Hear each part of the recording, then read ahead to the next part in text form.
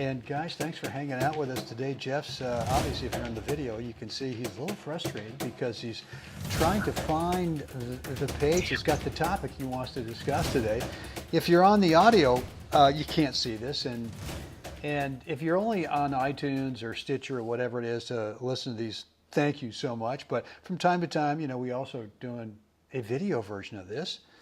And you should go over there and check out Jeff Jacklich because sometimes it's kind of funny, like right now he's really he's trying to find that page, that web page, and he's just getting more and more. Oh God, you got it. There we go, baby. Okay, I think we're ready for another episode of the Gold Ball Hunting Podcast, guys. Thanks for hanging out with us today, and I don't think we've mentioned this in the last dozen or so podcasts, but Jeff and I are out there trying to help really kind of three different types of tennis players. Number one, the tournament guys and gals, trying to, whether it's a local tournament or even a national event, if you're trying to get through a few more rounds and just not finding the answers to do that. That's what this podcast is all about, to help you mostly with the mental part of the game, but also we've got some strategies and tactics and a few little technique things here and there. You guys, for the league players who are looking to kind of be at the top of your whatever rating label you've got. Make sure you maintain that. And for those of you guys in the league who really want to take it up to the next level, hey, we're here for you. And also for the Wednesday night crew, the Brew Crew, who... The Brew Crew. Right. I mean, it's like the Milwaukee Brewers, right? The Brew Crew. Those guys and gals who are playing, whether it's singles and doubles, every Wednesday night with the same group, and you just want to be the man. You want to be the woman every Wednesday night. We get it, man. It takes some mental toughness to be able to do that. So we're here for you. One of the ways we're helping you besides the podcast is we're offering a free private coaching call. You, me, and Jeff, we get in the phone, a little conference call. It's only 10 minutes. So you got to bring that one part of your game right now that maybe you would consider as a struggle. And we want to help you kind of set you on the right path to get the result you want.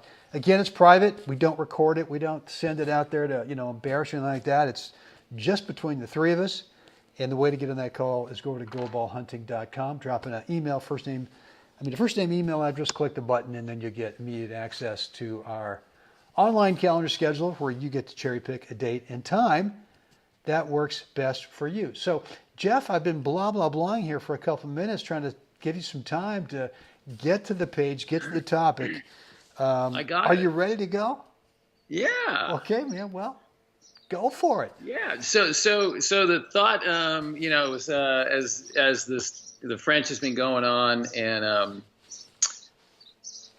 the discussion about, maybe it wasn't the French. It was could have been in a chat room on Facebook or something. The whole thing about two-handed backhand versus one-handed backhand, and this silly discussion going on, and reading guys, ultra serious about this, their opinion. And then I thought, no one ever talks about the reality of what's historically gone on with one-handed versus two-handed, right? So I just did a quickie on Wikipedia and just brought it up, and so if we look at simply the fact, just the facts, ma'am, not better, worse, whatever. Since 1973, and in 1973, Ilie Nastase was number one. And I can tell you he held the number one ranking for 40 weeks. Okay. And I'm going to slide over here a little bit, and where is he? And it was a 40-week run. So he was number one once for 40 weeks straight, right? So anyway, so I just want to give it some. So from 1973 forward, because that's really kind of the modern era of the game. Ilie Nastase, Jimmy Connors entered the picture, and that whole group of guys just elevated up and out on the deal here, right? So since 1973, there has been 26 number one guys in the world. 26, right? 15 of those players have had two-handed backhands. 11 of those players, one-handed backhands. Now, here's where it gets interesting. It took 15 different two-handed players to occupy 1,170 weeks of being number one in the world. It took 11 players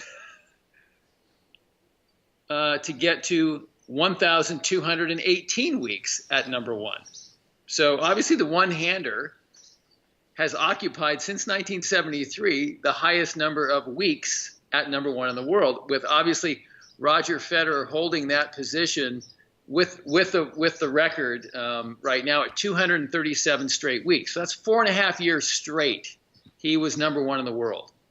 And then the next in line at the longest run was Jimmy Connors at 160, then Lendl at 157, Djokovic 120. Jimbo with the two-hander. Well, I'm just going down the list, who is there, right? Okay.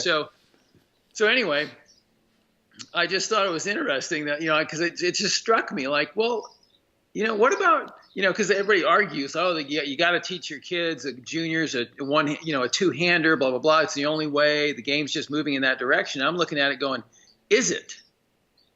I mean, Tsitsipas, one-handed backhand. It's a pretty damn nice backhand. Wawrinka, one-handed backhand. And he's not even on the list because he's never even he hasn't occupied the number one position. Wawrinka, one of the greatest backhands on the planet, right? So I don't know. I found it interesting and just thought, what do you think? I mean, that's just, Yeah, no, it's an interesting topic, and there's no way to say which is better. I mean, you look at Dominic Thiem, and I mean that thing's just a bludgeoning deal. I mean, he's just got a nasty, but registered weapon. But I think that any teaching pro out there, or any parent, or anyone who thinks that the two-hander all by itself is going to get the job done is wrong, because we saw today. I mean, we saw Novak today against Zverev. A couple of great two-handers, but there were times where they decided to change, either because they were pulled out so wide they had to let go, and they had to play a really high-quality defensive one-handed backhand, or there was a ball that was maybe so low, just about to bounce twice, where you can't dip under it with two hands. I mean, you can, but the chances are that you can't control it up and down, and so that you got to have the one-handed backhand. So there's no question in my mind that if you're a coach or a parent or a player, if you don't develop a one-handed backhand, if nothing else, for just pure defense, you're going to struggle, because guys are going to play you short, guys or gals are going to play you out wide, and if you're going to try to do I'm looking at Novak today, and I'm seeing that Zverev hits this incredible angle to Novak's backhand, and yet Mr. Gumby Man goes over there, splits, slides, and rips a two-hander. No one but him in the entire world, maybe who's ever played the game, who can do something like that. Now, we haven't even talked about the volley. I do believe that the best. Now, that would be interesting to find out whatever that little what'd you call it, a social media site. I don't know what you said in the beginning, but they were having a discussion. Are they talking about the one-handed and two-handed backhand volleys? No one's ever having that discussion. Right. Because it would be completely moronic. It would be, what do you want? Are you telling me the two-handed backhands? I mean, look, come on. There's only, I mean, we can probably name them on less than my fingers here, who's had unbelievable two-handed backhand volley that was actually spectacular. Give me one. The first one. Give me one. Fru McMillan, South African doubles player, unfriggin' believable, one of the greatest doubles players of all time.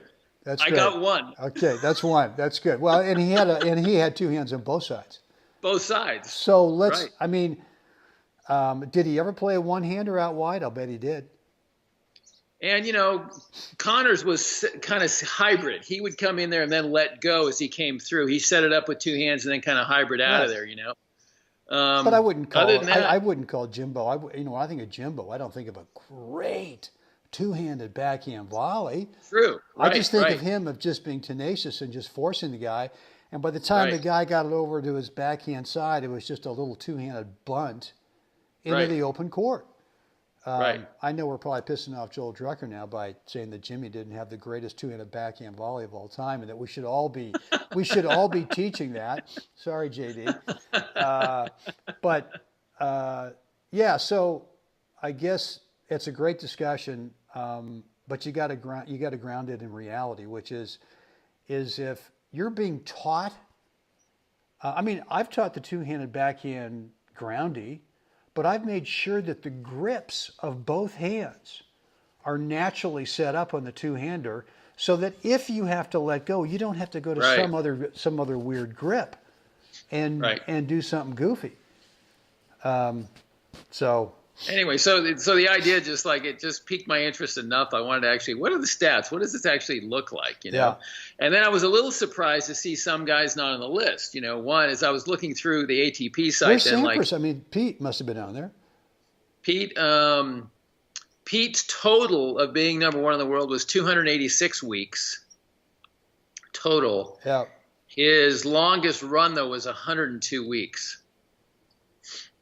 Okay, so At one time, so just about Jimmy just Connors, about 2 years. yeah, Gee, what an underachiever.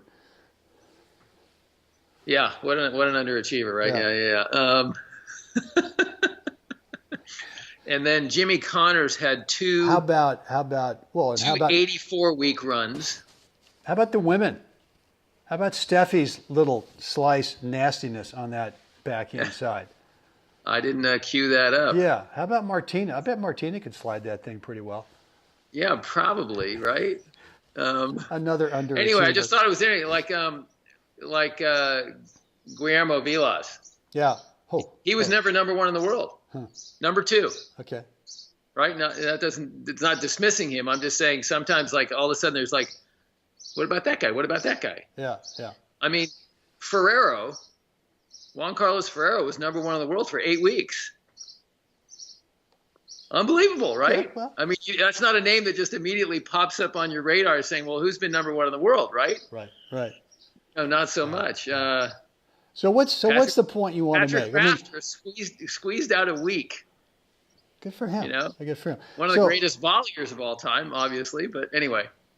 So the point that you want to make is that. Well, what is the point you want to make? I mean, it's that. I mean, it's not really a point. It's just let's if we're going to have that discussion, let's base it in reality. That the one-handed backhand still lives.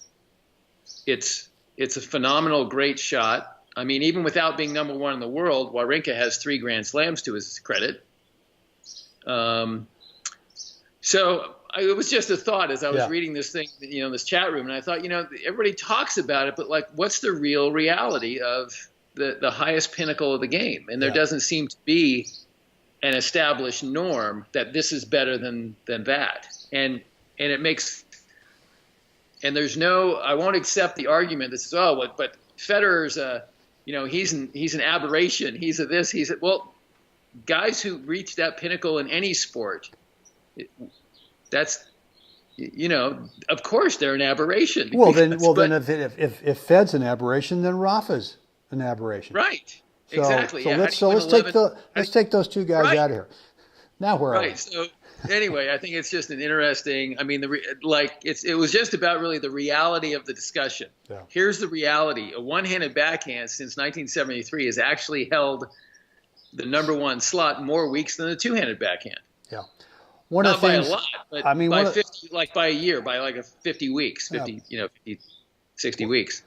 I think for our guys, for our gold ball hunting players, guys and gals, one of the questions I get, Jeff, is I'm not trying to convert over to a two-handed backhand. I used to have a one-hander. I'm now trying to go two-handed. And then the first question you and I ask is, okay, well, how come? And there's a little bit of isn't that the modern game? And just like you said, well, for some guys it is, but I mean, the two-handed backhand's been around forever. It's not like Right. it's not like Bjorn was the first guy or that Chrissy was the first gal. I mean, there have been two-handed backhands around since the dawn of time. So it's not anything that's new, and you can't say that's part of the modern game. I don't think No. that just because you see more guys or you see Rafa, is that the modern game? So you're saying that Fed's not the modern game. Who would you rather be? I know who I'd rather be. I got it on a coffee cup, baby. That's right.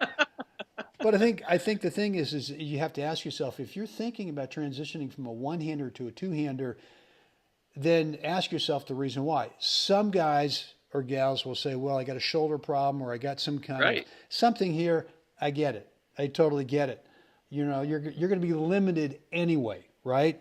Right. So let's protect our joints and all that. That's and fine. I've done it. I've helped students transition in that regard. You know. But still, there are going to be times when you get pulled wide. What are you going to do then? There are going to be times when someone comes in and plays a short angle ball. What are you going to do then? Right. And if you try to, that short angle ball, you try to use your new modern two-hander, it may be the last day you play tennis.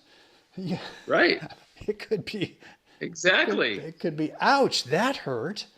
Yeah. So, Anyway, I Yeah. just thought it was a fun. Good. I just thought it was a fun, like, reality check is to really looking at it. What's the reality? Yeah, I mean, good. I think it's really astonishing that looking at the list here right now, Boris Becker was only #1 in the world for 12 weeks. yeah. Well, that's because Brad Gilbert kept beating him and, That's right. and driving Just him out of his irri- mind. Right, irritating him to the nth degree. Oh, my God. I've got to take a year off after losing to Yeah. Gilbert. Yeah. So anyway, That's cool. That's good. Well, good stuff, Jeff. All right, guys. Just quick reminder, free coaching call if you're up for it. The three of us, you, me, and Jeff, private phone call, not recorded. It's only 10 minutes, so you got to bring that thing in your game right now that maybe it's a two-handed backhand transformation we can talk you into or out of. Who knows? Go to goalballhunting.com. No, goalballhunting.com. First name, email address, click the button, you get access to the calendar where you can find a date that works best for you, a time and date works best for you, and let's get on that call. Jeffrey, what would you like the fine folks to do right now? like us, share us, please subscribe. Let us know what you think down below. Outstanding. Guys, get out there today. Help someone else have a spectacular day. Jeff will do this again tomorrow. Can't wait. Perfect.